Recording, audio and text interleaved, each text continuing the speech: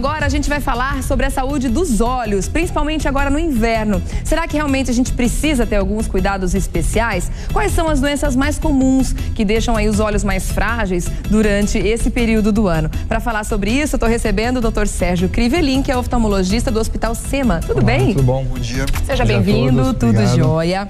É verdade, a gente pode falar que essas doenças são doenças de inverno ou não? Elas acontecem o ano inteiro e se intensificam no inverno? Exatamente, são doenças que a gente costuma pegar dia a dia no consultório e com agora nessa época do ano, realmente elas aparecem maior número. Com certeza. E quais são elas? Olha, a conjuntivite, né, no modo geral, acho que a aglomeração, o pessoal no frio costuma programas mais com cinema, teatro, isso ajuda a propagar também. Em lugares fechados e quentinhos, com certeza, né? Além da febre do feno, né, que a gente fala que é o pólen das flores, que também contribui com o aumento da conjuntivite nessa época do ano. É mesmo? Isso é muito relativo, é muito mais difícil. Eu acredito muito mais que a disseminação esteja mais por conta desse aglomerado de gente do que por essas razões. Mas são razões que também existem e a gente tem que citar. E como é que a gente contrai a conjuntivite? Olha, o principal modo de contração são as mãos, é o contato, não tem jeito.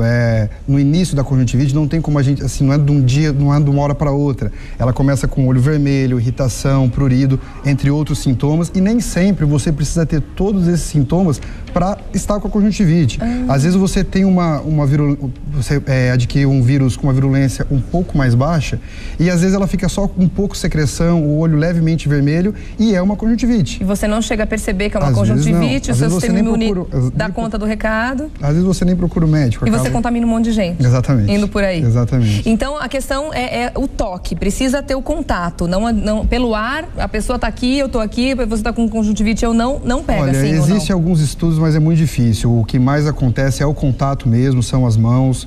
Senão todo oftalmologista pegaria conjuntivite todo mês, concorda? É verdade. Tem razão. Mas os cuidados, então, que a gente tem que ter nesse período do ano com os olhos, principalmente? Lubrificar bem. Hoje em dia, 10% da população brasileira, principalmente os idosos, eles têm o olho seco, a síndrome do olho seco, né? Que ainda é falado nessa nomenclatura, tentaram mudar, mas continua sendo síndrome do olho seco. Que também acontece bastante nessa época. Acontece bastante também pelo tempo seco e poluição, atmosfera, enfim, são vários fatores, uso de maquiagem, a própria irritação, excesso de oleosidade em volta dos olhos através das nossas glândulas. Isso também contribui para uma lágrima de qualidade baixa.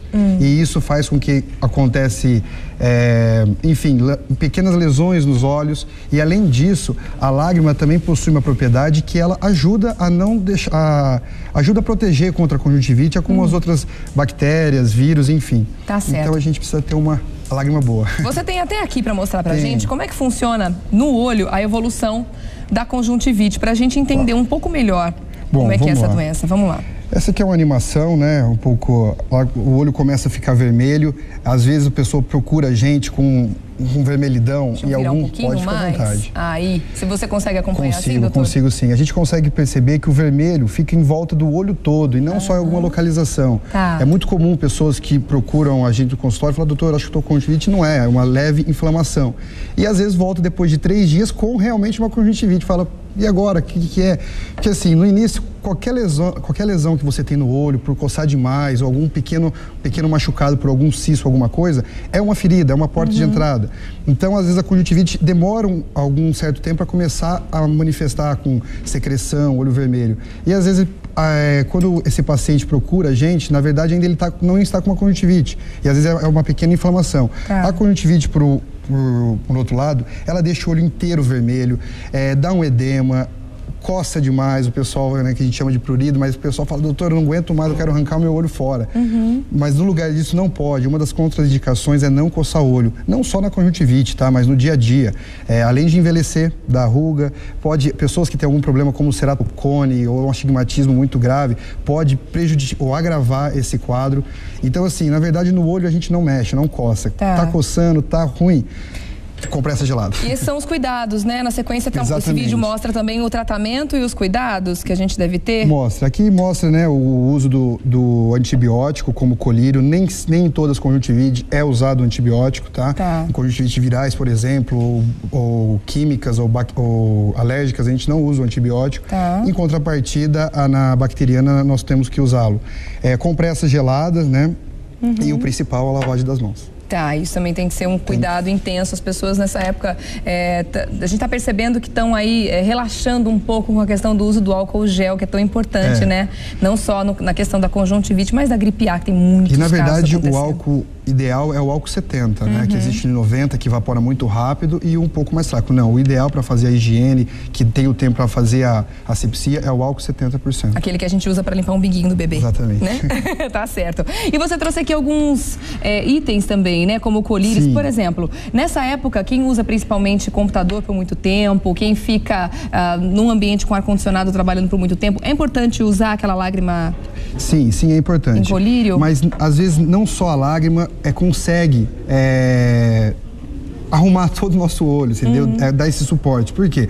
Na lágrima a gente tem 3 camadas, então nós precisamos saber qual camada que está afetada dessa lágrima, se tem um problema anatômico. Às vezes, quando nós vamos ficando um pouco mais velho, a anatomia da pálpebra tende a cair. Então, se não tiver um contorno perfeito, que a gente fala pálpebra tópica, né, que está em contato, se não tiver tudo isso, qualquer ponto de alteração pode dar síndrome do olho seco, porque não tem uma drenagem perfeita, enfim, tudo isso pode causar sérios danos ao olho.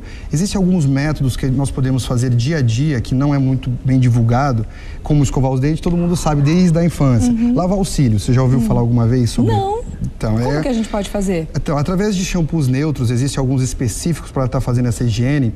De manhã, com água morna, deixa cair um pouco a morna, lavar os cílios em 4 posições do olho, tá? A gente começa no cantinho, 4 vezes, 4 segundos cada posição. E isso pode ser feito com soro fisiológico? Não. Na verdade, é um shampoo neutro infantil, esses que não arde o olho, você pode estar fazendo. Existem alguns outros que também são específicos para isso, basta você ir a uma farmácia boa que eles vão saber orientar. Você tem uma ilustração de como fazer essa... Tenho sim. Essa limpeza dos olhos com mais eficiência?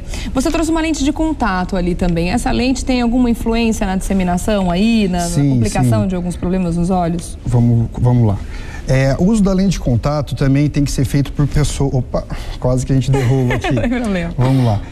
Tem que ser feito por pessoas bem orientadas, com uma higienização muito rígida, porque além do contato direto, né? Você está relando a mão e você está colocando a lente de contato direto no seu olho. Muitas pessoas lavam a lente com água, existem os produtos certos também para estar fazendo essa higiene. E isso pode causar também lesões graves no olho, não só como a conjuntivite, tá? Mas lesões de córnea seríssimas, de difícil tratamento, podendo evoluir até em transplante de córnea. Então, assim, isso tem que ser muito bem orientado. Uma outra coisa, tem muita gente que dorme com a lente de contato. Isso é um crime, né? Isso é um crime, porque a lente, para ela, por mais a gente fala que ela tem várias propriedades de poder puxar a água, porque na verdade a nossa córnea ela é nutrida pela lágrima e pelo oxigênio. Então quando você coloca a lente, isso dificulta um pouco, mas existem lentes que fazem essa troca de gás e de água perfeitamente. Pessoas que não usam corretamente ou que dormem, essa lente ela não tem uma movimentação que ela precisa ter. E com isso o olho seca. Ou seja, o olho secando não chega oxigênio, não chega nutriente e isso pode causar também úlceras de córnea, enfim, uma série de danos à pessoa. Vamos à ilustração então, ela mostra o quê? As lesões começam na borda da pálpebra, você pode ver que aqui já está um pouco avermelhado e isso começa a acarretar alguns problemas. Essas caspas que a gente diz, né, que o pessoal popularmente diz, umas caspas dos cílios, já é um reflexo desse excesso de oleosidade que está na base das pálpebras.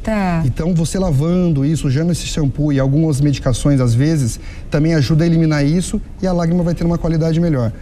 Então tem muita gente que tem isso nos cílios e acha que é uma sujeirinha que caiu aqui, alguma coisa que veio. Então pode ser do próprio olho. Pode ser o que a gente chama de colaretes, né? Que tem o nome. Entendi. Esses são os shampoos, né? Os shampoos infantis que a gente costuma usar para estar fazendo a higiene.